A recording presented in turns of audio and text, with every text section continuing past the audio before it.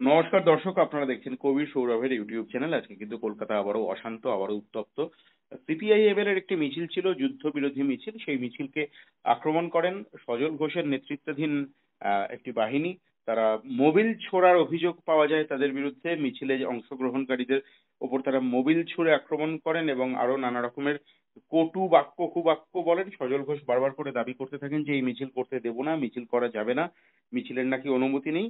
এবং আরো একটি গুরুত্বপূর্ণ কথা, আরেকটি গুরুত্বপূর্ণ খবর, ডোনাল্ড ট্রাম্প বলেছেন যে ভারত এবং পাকিস্তান উভয় দেশের প্রধানদেরকে তিনি বলেছেন, হুমকি দিয়েছেন যে যদি যুদ্ধ বন্ধ না হয় তাহলে ব্যবসা বন্ধ হয়ে যাবে।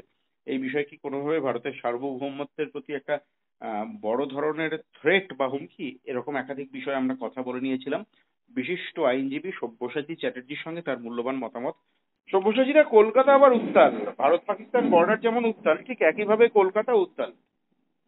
কারণ আজকে আমরা দেখতে পেলাম যে অতি বামপন্থী নকশাল সিপিআইএমএল তাদের একটি মিছিল বেরিয়েছিল, যুদ্ধবিরোধী মিছিল, এবং সেখানে সজল ঘোষ সহ বিজেপি নেতা নেত্রীরা, মূলত সজল ঘোষের নেতৃত্বে, তারা মিছিলকে আক্রমণ করলেন, মিছিলকে প্রতিহত করতে এলেন। অন ক্যামেরা বললেন তারা, আমরা মিছিল হতে দেব না, এরা দেশদ্রোহী, এরা ভারতের খায়, ভারতের পরে। পুলিশ কি দাঁড় করে দাঁড়িয়ে রইল রাস্তায়? পুলিশ পরে সজল ঘোষকে অবশ্যই ডিটেন করেছে। একটা মিছিল যাবে রাস্তা দিয়ে যুদ্ধের বিরুদ্ধে, সজল ঘোষ এসে বাদরামো করবে, আর মমতার পুলিশ ওখানে দাঁড়িয়ে থাকবে? এবং দালালদের সরকার চালাচ্ছে নাকি এখানে? এবং একইভাবে মোবিল ছোড়া হয়েছে মিছিলে যারা উপস্থিত ছিলেন তাদের গায়ে। ইমিডিয়েটলি এদের বিরুদ্ধে মোবিল ছোড়ার গ্রাউন্ডেই ইমিডিয়েটলি আমাদের ক্রিমিনাল আইনের চূড়ান্ত ধারা দিয়ে এদেরকে গ্রেফতার করে বিচার করা উচিত। আমি বলছি, এই মুহূর্তে আরএসএস বিজেপি পরিকল্পিতভাবে অর্গানাইজ ক্রাইম করতে চাইছে। যুদ্ধ জিগির তুলে যুদ্ধবাজদেরকে এক জায়গায় জড়ো করে দেশের ঘোষিত নীতির বিরুদ্ধে গিয়ে, দেশের ঘোষিত যে স্ট্যান্ড তার বিরুদ্ধে গিয়ে, ইন্টারন্যাশনাল কমিটির কাছে ভারতের কমিটমেন্টের বিরুদ্ধে গিয়ে আরএসএস বিজেপির কিছু বাঁদর রাস্তায় নেমে বাদরামো করছে, আর মমতার পুলিশ ওটাকে দেখছে, হাততালি দিচ্ছে। এই তো হচ্ছে। কালকে আমাদের মিছিল আছে, রাস্তায় আসুক, কত ক্ষমতা আছে আমরাও বুঝে নেবো। ওটা সিপিএম এর মিছিল, এটা যেন সজল ঘোষেরা মাথায় গেঁথে নেয়। আর এবার কিন্তু সিপিএম মানে এটা কিন্তু 70-এর সিপিএম হবে। আরএসএস যদি বাঁদরামি করে রাস্তায় নেমে, ওদের কিন্তু একটা প্রোগ্রাম করতে দেবো না, এরপর থেকে একটা প্রোগ্রাম করতে দেবো না। দাঙ্গাবাজদের মাথা ভাঙবার জন্য যা যা করার দরকার তাই করবো লাল ঝান্ডা নিয়ে। স্পষ্ট কথা, লাউড অ্যান্ড ক্লিয়ার। দাদা, আপনাকে আরেকটি লাউড অ্যান্ড ক্লিয়ার কথা আমি শোনাই। যুদ্ধ কোনো রোমান্টিক বিষয় নয়, কিংবা এটা আপনার ওই বলিউড সিনেমা নয়। যুদ্ধ বা হিংসার পথে হাঁটার সিদ্ধান্ত দেওয়ালে একেবারে পিঠ থেকে গেলে তবেই অবলম্বন করা উচিত। এটা কোনো সিপিআইএম এর নেতা বা কোনো বামপন্থী মানবাধিকার কর্মী কেউ বলছেন না, এটা বলছেন মনোজ নারাভানে, যার পরিচয় তিনি প্রাক্তন সেনাপ্রধান। আমার বক্তব্য হচ্ছে আপনার কাছে যে এরপরে কি এই মনোজ নারাভানে স্যারকে তাকেও আরএসএস এর হুমকির মুখে পড়তে হতে পারে বলে আপনার মনে হয়? আরে, এদেরকে দেখে তোমার কি মনে হচ্ছে যারা আরএসএস করে, অন্ধভক্তের দল, এরা নিজেদের মস্তিষ্ক খাটিয়ে চলে? যদি মস্তিষ্ক খাটাতো তাহলে দেশের এই চূড়ান্ত সংকটের মুহূর্তে দাঁড়িয়ে দেশের সম্মানীয় বিদেশ সচিবের সোশ্যাল মিডিয়া আইডিতে গিয়ে তার পরিবারকে নিয়ে গালাগালি করছে। এবং এখনো পর্যন্ত সেনাবাহিনীর বিরুদ্ধে গালাগালি করেনি। কপাল ভালো ভারতীয় সেনার। এই মূর্খের দল, ইডিয়েটের দল, মাথায় কিছু বুদ্ধি নেই, এরা রাস্তায় নেমে বাদরামো করছে। বাঁদরদেরকে যেভাবে শায়েস্তা করতে হয় এদেরকে আগামী দিনে সেইভাবে শায়েস্তা করতে হবে। মোবিল ছুঁয়েছে, কালকে আসুক, কত ক্ষমতা আছে, কত ধানে কত চাল রাস্তাতে হবে। আমি খুব উদ্বেগের সঙ্গেই আপনাকে একটা প্রশ্ন করছি। কালকের মিছিলে আমিও মিছিল করার জন্য অবশ্যই পেশাগত দায়বদ্ধতা থেকে উপস্থিত থাকবো। আজকেও আমি দেখেছি কি ঘটেছে। এবার আমার প্রশ্ন হচ্ছে আপনার কাছে, আমি উপস্থিত থাকবো বলে না, কলকাতা কি আবার অশান্ত হতে চলেছে? কারণ সিপিআইএম এর সঙ্গে বিজেপির বৈরিতা তো বা আরএসএস এর বৈরিতা তো চিরকালীন সর্বজনবিদিত। সেই জায়গায় দাঁড়িয়ে যদি তৃণমূল যদি চুপ করে বসে থাকে, ঘরে লুকিয়ে পড়ে, ঢুকে পড়ে, অপদার্থতার পরিচয় দেয়, একটা ফেল্ড গভর্নমেন্টের নিদর্শন বহন করে চলে, দিনের পর দিন আরএসএস বিজেপির বিরুদ্ধে ব্যবস্থা গ্রহণ না করে, আরএসএস এর মতন দেশদ্রোহী সন্ত্রাসবাদীদেরকে আমাদের দেশের মাটিতে কাজ করার সুযোগ করে দেয় পশ্চিমবাংলায়, তাহলে সিপিআইএম কে, বামপন্থীদেরকে সব মহিমায় রাস্তায় নামতে হবে এবং নিজেদেরকেই এই যুদ্ধে, পবিত্র দেশপ্রেমিক যুদ্ধে রাস্তায় নেমে আরএসএস বিজেপি নির্মূল করতে হবে। নির্মূল মানে কিন্তু নির্মূল।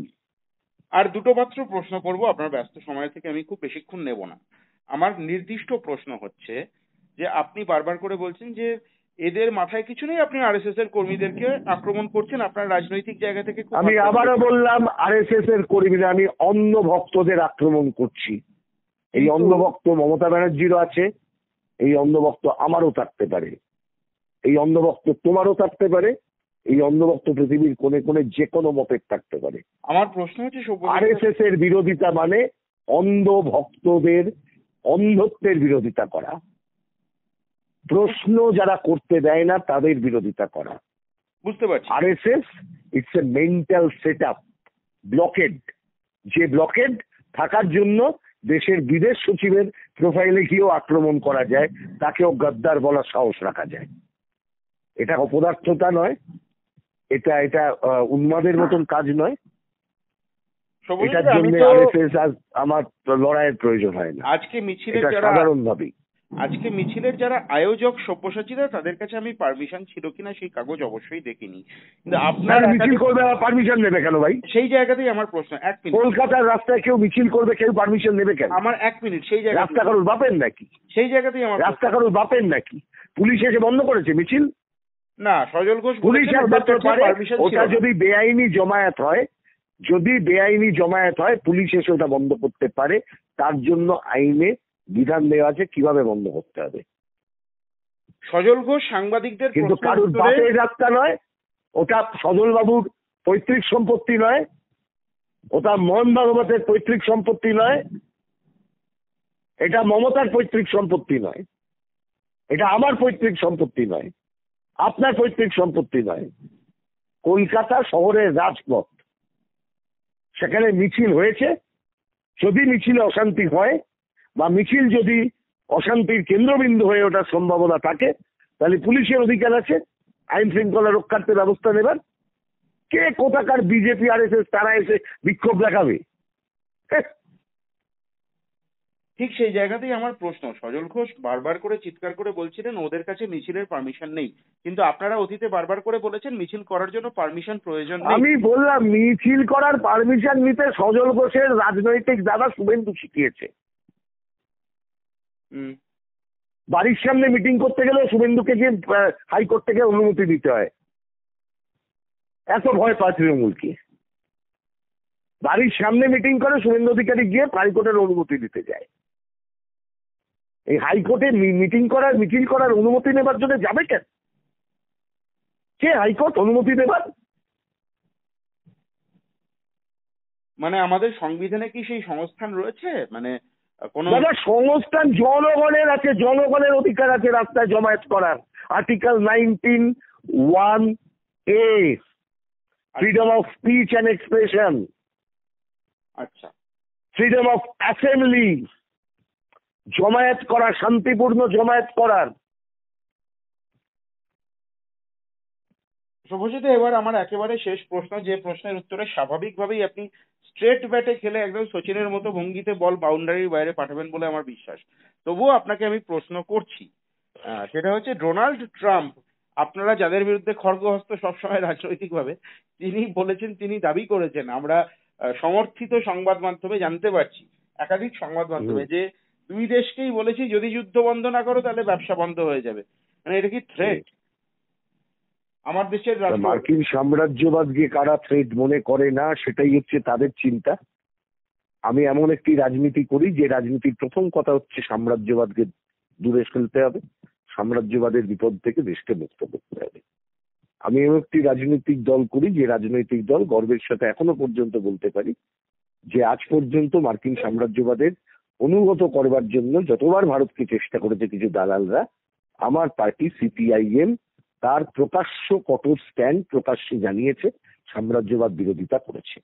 সাম্রাজ্যবাদ বিরোধিতা ছিল আমাদের স্বাধীনতা সংগ্রামের যে জয় আমরা পেয়েছিলাম তার মূল চাবিকাঠি ছিল সাম্রাজ্যবাদ বিরোধিতা। সাম্রাজ্যবাদ খায় না মাথায় মাকে যারা বলেন এরা আসলে সাম্রাজ্যবাদের দালালি করেন, তারা ডাইলিউট করতে চান বিষয়টাকে। সাম্রাজ্যবাদ যারা ভাবছিলেন এসব কিছু হয় না, ওসব অনেকদিন আগেই ভগৎ সিং ক্ষুদিরাম চলে গেছে, তারা একটু দেখুন ট্রাম্প আছে এখনো পর্যন্ত, এদেরকে তাড়াবার জন্য কি করতে হবে সেই পথ খুঁজে বার করার জন্য আবার ক্ষুদিরাম ভগৎ সিং লাগবে, আবার পথ বাঁচতে হবে। बैरों के सुनाने के लिए धमाके की जरूरत होता है ना। আমার একদম আমি কথা শেষ করবো, একটা জাস্ট ফুটনোট আমি জুড়ে দেওয়ার চেষ্টা করছি। একটা যে নরেন্দ্র মোদী রাজনৈতিকভাবে আপনাদের প্রবল প্রতিপক্ষ এবং সেটা ভারতের রাজনীতির সৌন্দর্য, গণতন্ত্রের সৌন্দর্য, যে প্রধানমন্ত্রীর বিরুদ্ধেও সোচ্চারে কথা বলা যায়। আমার প্রশ্ন অন্য জায়গায়, নরেন্দ্র মোদীর নেতৃত্বে দেশ যদি জগৎসভায় শ্রেষ্ঠ আসন নিত তাহলে আমার বোধ হয় আপনাদেরও তাতে খারাপ লাগতো না। কিন্তু এই যে দেশের সংকটের সময় তো আমরা এইভাবেই থাকতে চেয়েছি একসাথে একত্রিত, কিন্তু দেশকে যাতে তার জন্যই তো আমরা তো প্রত্যেকটি রাজনৈতিক দল সর্বদলীয় বৈঠকে উপস্থিত থেকেছি। আনফরচুনেটলি প্রধানমন্ত্রী বিহারের নির্বাচনে প্রচার করতে গেছেন। হ্যাঁ, সেখানে নরেন্দ্র মোদী কেন নো ইন্টারেস্ট, পেহেলগামে লোক মরছে, প্রধানমন্ত্রী বিহারে নির্বাচনী প্রচার করেছেন। হ্যাঁ, মানে আমার প্রশ্ন, আপনি বলুন আপনারা কেন এই প্রশ্নটা করবে না? এসব প্রশ্নটা করো। আমরা তো থেকেছি, বিজেপির অন্য নেতারাও থেকেছেন, অন্য মন্ত্রীরা থেকেছেন, কিন্তু ব্যক্তিগতভাবে নরেন্দ্র মোদী সেদিন মনে করেছিলেন বা ওনার যে কর্মসূচি ছিল সেই কর্মসূচি উনি বিহারে করেছেন। উনি দাঁড়াও প্রশ্নে যাওয়ার আগে বলো, নরেন্দ্র মোদী সর্বদলীয় বৈঠকে ছিলেন না? ছিলেন কি না? করতে পারবে? ছিলেন, একাধিকবার ছিলেন না। নেই, ছিল না, তাহলে ফ্যাক্টটাকে বলো। আর ভারতীয় মিডিয়ার যে লজ্জাটা হয়েছে এই কদিনে মিথ্যে কথা রং চড়িয়ে দেখানো, এক একটা টিভি দেখলে মনে হচ্ছে যেন সেই রূপকথার কাহিনী চলছে। এই দেবতা সুদর্শন চক্র ছুঁড়ে দিল, ওই দেবতার তীর ছুঁড়ে দিল, মানে কুরুক্ষেত্রের যুদ্ধ হচ্ছে আর আমরা দেখছি মনে হচ্ছে। আমরা দাঁড়িয়ে আছি একবিংশ শতাব্দীতে, এখন আগে সুদর্শন চক্রের যুদ্ধ দেখাচ্ছে, সঞ্চল করে চোখ দিয়ে জল বেরিয়ে আসছে। যত ভরং দেখানো জাতীয়তাবাদী চিন্তা ভাবনা, এই জাতীয়তাবাদের কোনো ভিত্তি নেই। আমাদের জাতীয়তাবাদ এইরকম ভরং সর্বস্ব জাতীয়তাবাদ নয়।